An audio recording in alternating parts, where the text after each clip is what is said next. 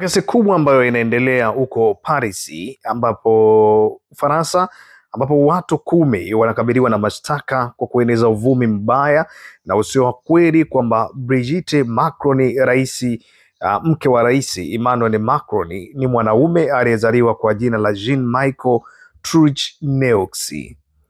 Waendesha mashtaka wanasema washambuliaji hawa wa mitandaoni walichukuliwa tofauti ya umri wake na rais Macron, tofauti ya miaka 24, na kuibadilisha kwa matusi mabaya ya pedophilia kwa lengo la kuvutia views zaidi na kuzalisha pesa.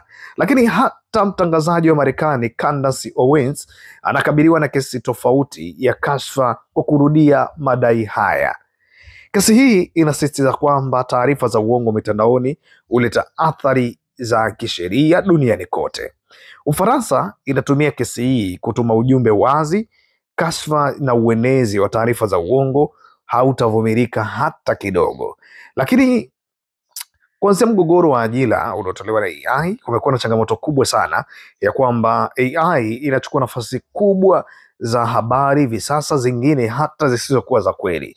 Kwa hiyo inaenda kugenerate vitu ambavyo sio sahihi na watu inakuwa ni wakati mgumu kuweza kuviamini, jambo ambalo linakuja kuacha watu mdomo wazi. Hata taarifa zingine ambazo hazikutakiwa kuwa za ukweli zinaonekana kama za ukweli endapo zisipofuatiliwa kwa undani. Jambo ambalo linaendelea hivi sasa ni kwamba rais wa kule Ufaransa alikuwa ametajwa kama mwanaume, yaani ana jinsia ya kiume. Kwa hiyo Emmanuel Macron ameoa mwanaume na amekaa naye ndani, jambo ambalo limekuja kuchunguzwa na kuonekana ni uongo ambao umezushwa na kumchafua mke huyo wa rais, na ndio maana watu 10 hivi sasa wapo wamekamatwa na wampelekwa mahakamani kwa ajili ya kesi hiyo, ili kuweza kujibu mashtaka na uvumi ambao wamekuwa wakiueneza kwenye mitandao ya kijamii, ili wakapata watazamaji wa kutosha, lakini sambamba na kujitengenezea kipato.